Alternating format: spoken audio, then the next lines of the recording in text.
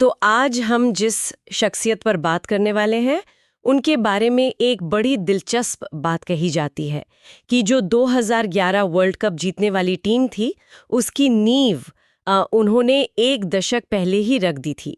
हम बात कर रहे हैं सौरव गांगुली की। प्यार से लोग उन्हें दादा भी कहते हैं। हमारे जो स्रोत हैं वो उन्हें सिर्फ एक कप्तान नहीं बल्कि भारतीय क्रिकेट का एक आर्किटेक्ट बताते हैं। ये बहुत सही बात है, क्योंकि जब हम सिर्फ आंकड़ों को देखते हैं, जैसे 18,000 से ज्यादा रन, 38 शतक, जो अपने आप में कमाल है। हाँ बिल्कुल, वो एक महान खिलाड़ी की कहानी तो कहते ही हैं, लेकिन उनका जो असली प्रभाव था वो इन आंकड़ों से कहीं ज्यादा गहरा था।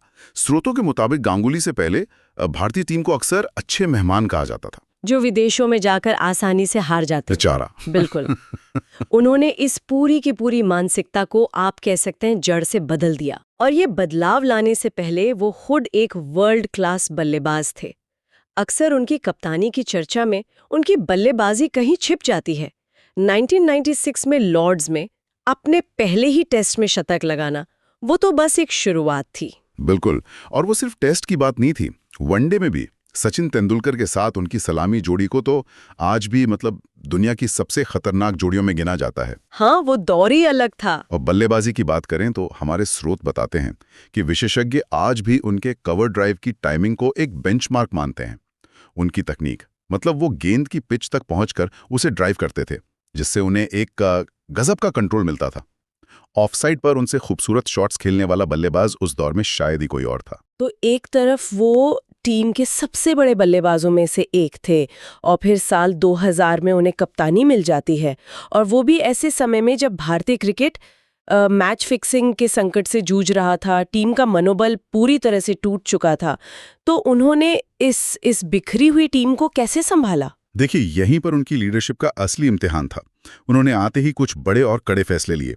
एक दिलचस्प बात जो स्रोतों से निकल कर आती है वो ये है कि वो सिर्फ मैदान पर आक्रामक नहीं थे, वो सिलेक्टर से अपने खिलाड़ियों के लिए लड़ जाते थे।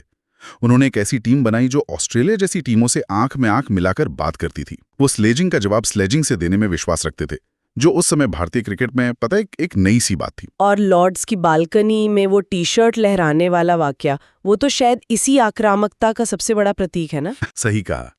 वो सिर्फ एक जश्न नहीं था, वो दुनिया को एक संदेश था कि अब भारतीय टीम किसी से दबकर नहीं खेले भी। उनके नेतृत्व में ही तो भारत 2003 वर्ल्ड कप के फाइनल तक पहुंचा, चैंपियंस ट्रॉफी भी जीती। हाँ, और ऑस्ट्रेलिया को ऑस्ट्रेलिया में हराया। ये सब उस टीम के लिए बहुत बड़ी उपलब्धियां थीं।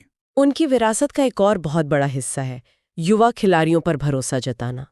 युवराज, हरभजन, सहवाग, जहीर खान और ज़ाहिर है MS धोनी। जब उन्होंने इन खिलाड़ियों को चुना, क्या ये सिर्फ एक कप्तान का दांव था या वो कुछ ऐसा देख रहे थे जो बाकी लोग नहीं देख पा रहे थे? ये एक बहुत बड़ा जोखिम था। आप सोचिए, उस समय धोनी जैसे छोटे शहर के लड़के को स्थापित विकेट कीपर्स पर तरजीह देना एक बहुत बड़ा जुआ था। स्रोतों से पता चलता है कि गांगुली ने इन युवाओं को सिर्फ टीम में जगह ही नहीं दी, बल्कि उन्हें ये भरोसा भी दिया कि अगर तुम कुछ मैचों में फेल भी हो गए तो तुम्हें टीम से बाहर नहीं किया जाएगा। अच्छा, तो एक तरह की सिक्योरिटी दी। बिल्कुल, और इसी भरोसे ने इन खिलाड़ियों को निडर होकर अपना स्वाभाविक खेल दिखाने की आजादी दी। और वो आगे चलकर मैच विनर बने। तो जब वो 2008 में रिटायर हुए तो उन्होंने सिर्फ रन और रिकॉर्ड नहीं छोड़े, बल्कि एक ऐसी टीम छोड़ी जिसमें जीतने की आदत पड़ चुकी थी। बिल्कुल। उनकी विरासत एक ऐसी नींव है जिस पर अगले दशक की भारतीय क्रिकेट की सफलता की पूरी इमारत खड़ी हुई। उन्होंने टीम में जो आत्मविश्वास भरा, वही तो आगे चलकर धोनी की कप्तानी में काम आया। सही बात है।